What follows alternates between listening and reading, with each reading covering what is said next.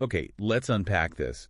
You're hungry, you're in a new place, maybe traveling for work or just checking out a new city somewhere. Yeah. And that rumbling in your stomach hits you.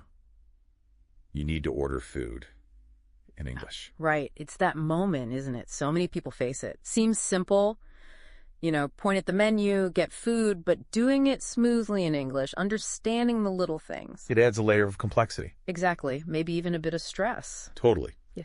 And that stress, it's just not necessary. Getting food should be enjoyable. It really should. So that's precisely what this deep dive is about. We've gathered, well, a whole stack of sources, guides, lessons, even some real-life examples we watched. And we're going to cut through it all, pull out the really essential stuff, and give you the language and hopefully the confidence you need. Whether you're dining in, grabbing takeout, or calling for delivery. Think of us as maybe guides for this specific challenge. Yeah, we've sifted through these materials, tried to nail down the core vocabulary, the key phrases. And even some of those, unwritten rules. The things that just make the whole interaction feel more natural. Because it is more than just asking for food. Like you said earlier, it's pretty fundamental for travel, daily life. Helps you avoid those awkward mix-ups, too. Definitely. Getting it right can genuinely make your experience better. So let's kick things off. To even start that interaction, our sources point out some key words you'll probably hear or, need to use right away. Okay, yeah. Let's build that foundation. What comes up first? Well, if you're not alone, if you're with people, the person seating you might ask how many people are in your party. Ah, right. And party here just means your group. Exactly. No balloons needed. Light chuckle sound implied, not written. And if you're super organized and called ahead, then you've got a reservation or booking. Those are the words. Okay. And once you're seated, the key thing is the menu. Right. So sometimes there's a separate drink menu or maybe a kid's menu if you've got children with you. Good point. And the person who helps you takes your order, brings the food? Generally called a server. You still hear waiter or waitress, sure, but server is common. It's gender neutral. Got it. Server. Okay, looking at the menu itself. You see sections, right? Yeah. Usually starts with starter or appetizer, those smaller first dishes. And the main event, Yep. the main course or entree.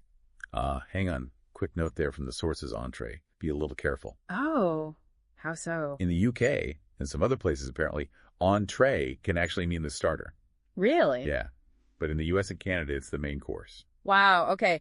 That's a classic little linguistic tripwire, isn't it? Definitely one to watch out for. Then you might have side dishes.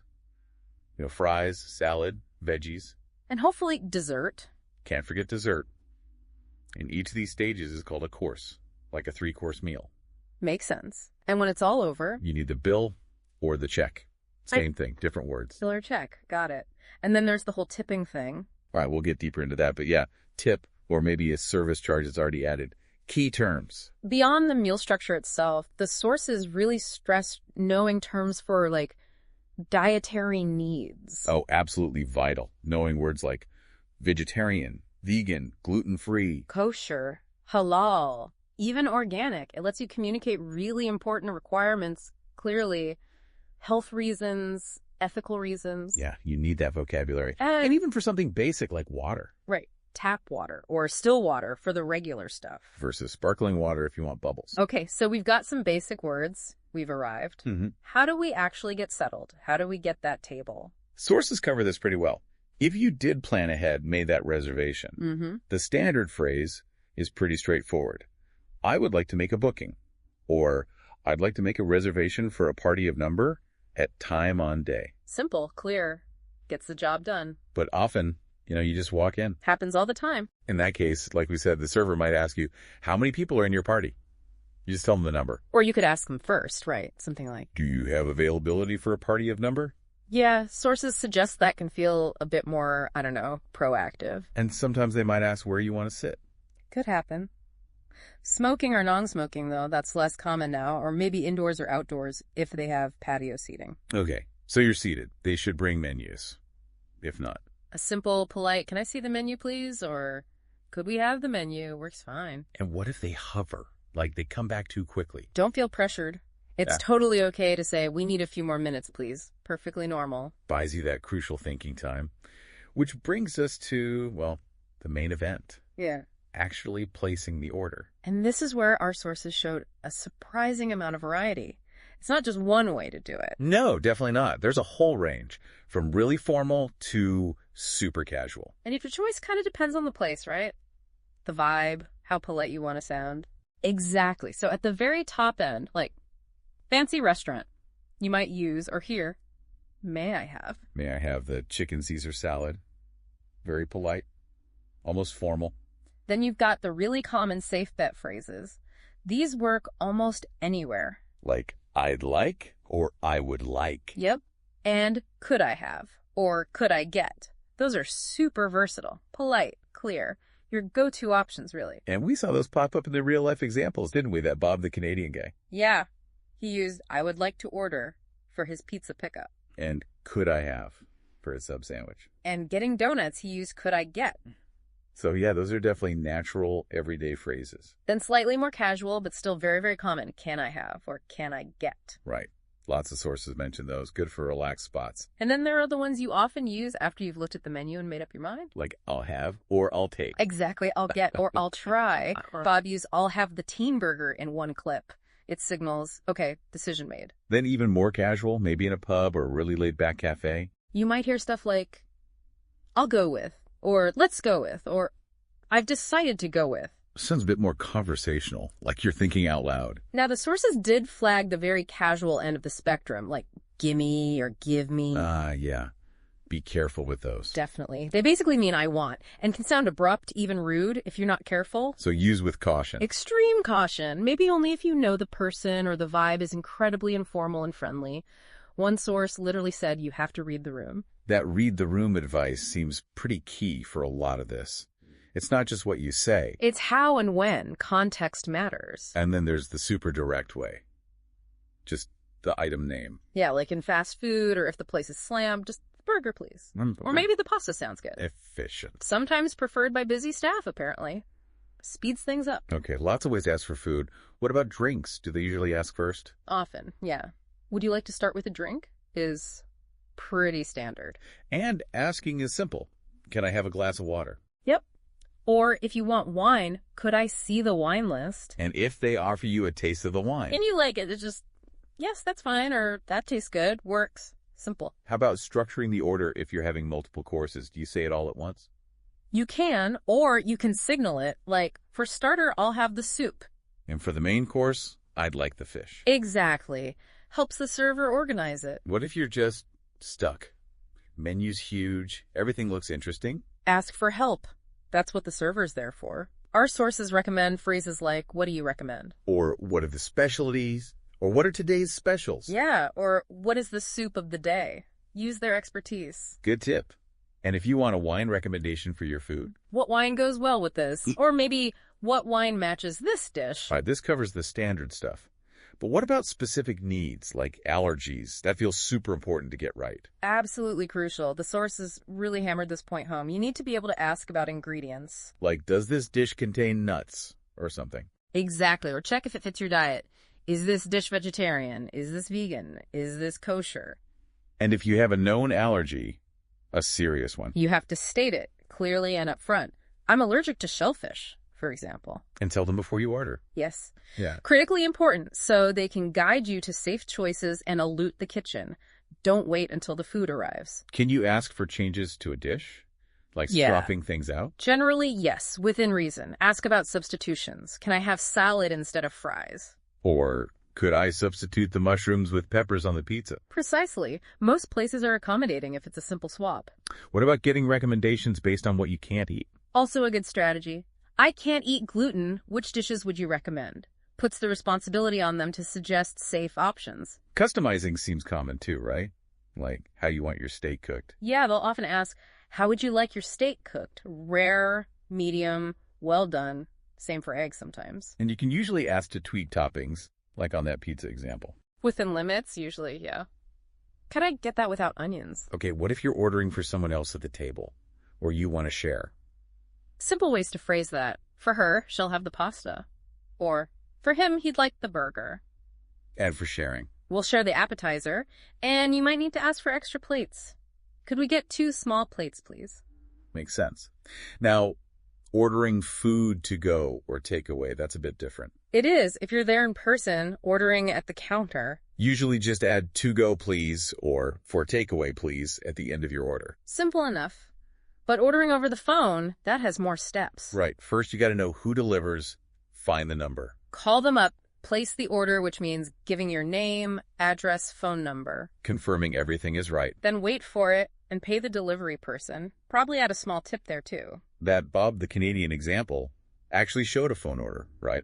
For pizza pickup. He did. He called, placed the order, confirmed his name, showed the whole process. He even called in a tea order once, showing it's not just for big meals. Yeah, seeing it happen makes it click. Okay, scenario. You ordered way too much food, leftovers. Don't waste it. The food you don't finish is called leftovers. And you can ask to take it home. Absolutely. Ask. Could I get a to-go box? That's the standard phrase. I've heard doggy bag. Yeah, it's still used sometimes. A bit more informal, maybe slightly dated. But people understand it. To-go box is safer. Or the server might even offer, can I pack that up for you? Or you can just say, we'll take the rest for home.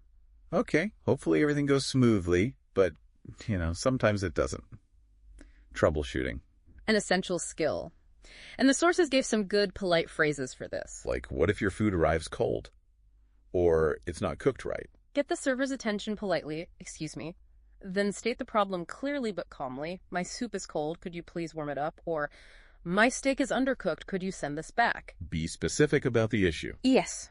What if they bring you the completely wrong dish? Again, excuse me, I think I received the wrong order. I ordered the cake, and then say what you actually ordered. Polite but clear. And if you just need something simple during the meal, like another napkin or a fork. That phrase, could I have, comes in handy again, doesn't it? Could I have another fork, please? Super useful, that one. Works for almost anything you might need. What if they're out of something you wanted to order? The server should tell you. They'll usually say something like, I'm sorry, we're actually out of the salmon tonight. So that, could I have, really is a workhorse phrase. Ordering, needing things, asking for stuff. It's your polite request toolkit in one phrase. And if you want more of something. Yeah. Like another drink, or more bread. Simple again. Can I get another Coke, please? Or can I have some more bread? Or can I have another one of these? If you point. All right. Meal's done. It was great. Hopefully. You handled any issues. Time to settle up. Asking for the bill or check. Very straightforward. Check, please. Seems universal. Pretty much. Or can we have the bill, please? Or I'd like to pay, please. They'll work fine. The server brings it. Yeah. They might ask how you want to pay. Yeah, if you're in a group, together or separate, and usually card or cash. And Bob the Canadian paid both ways in his examples, right? Cash for pizza, debit card for donuts. Showed both are common. And then the potentially tricky subject, tipping. Ah, yes. The sources definitely highlighted this. Varies a lot. Hugely. Tipping is very common, almost expected in most English-speaking places, especially in North America, the U.S., and Canada. It's seen as a big part of the server's actual wages there, right? A reward for good service. Exactly. But then you go somewhere like the UK or Australia and New Zealand. Less of a strong tipping culture. Maybe not expected in the same way. Right. Service staff are generally paid a higher base wage. Tipping might be for truly exceptional service or not at all. So where it is common, what are the general guidelines? Sources usually quote around 15-20% in the US, maybe 15% in Canada as typical for good service. And Australian Z. If you do tip, it might just be rounding up the bill, or maybe 5% or so if the service was outstanding, but it's less standard. Crucial tip, though. Always check the bill first. Yes. See if a service charge has already been added. If it has, the tip is usually included, so you don't need to add more unless you really want to. Fascinating how just that one part of the meal differs so much culturally, even how you get the server's attention. Yeah, the sources mention that too. Cultural norms vary. In the U.S., maybe eye contact, a little hand wave, a quiet, excuse me. Whereas somewhere else. Might be different. Calling out might be normal in some places, but quite rude in others. Again, gotta observe, maybe read the room. And how often the server checks on you. Right. U.S. servers often check in frequently. How is everything tasting? Which can feel attentive or maybe intrusive, depending on what you're used to. Exactly. While in some other cultures, maybe Spain was mentioned, they might leave you totally alone unless you actively signal them. Which could feel like neglect if you're expecting constant check-ins. It's all these little social dances around the main act of eating. So, wrapping this deep dive up, Ah, wow, we've covered a lot of ground. we really have. From the moment you walk in, asking for a table, figuring out the menu vocabulary, Choosing the right phrases to actually order, depending on how formal or casual it is. handling those specific needs, like allergies, substitutions, dealing with problems if they pop up. All the way through to paying the bill, understanding tipping differences, even those subtle cultural cues about getting attention. We try to pull the best bits from those guides, the phrase lists, and those real-world examples like Bob's orders. To give you a kind of mental toolkit, hopefully, something practical you can use. Yeah, hoping this makes the whole process feel less daunting, maybe more manageable, gives you more confidence next time you're ordering in English. Practice definitely helps it become second nature. It really does. And, thinking about it, we found so many different ways, didn't we? Just to ask for something simple like food. A surprising number of variations. When you consider that variety in the phrases and the social rules, the expectations on both sides, what does this whole act of ordering food in English-speaking cultures actually tell us? About politeness, maybe? Efficiency? Or even just the underlying cultural ideas about service, about how we interact with strangers in that setting. It's definitely way more complex than just pointing at a picture on a menu, isn't it? Absolutely. Definitely something to chew on.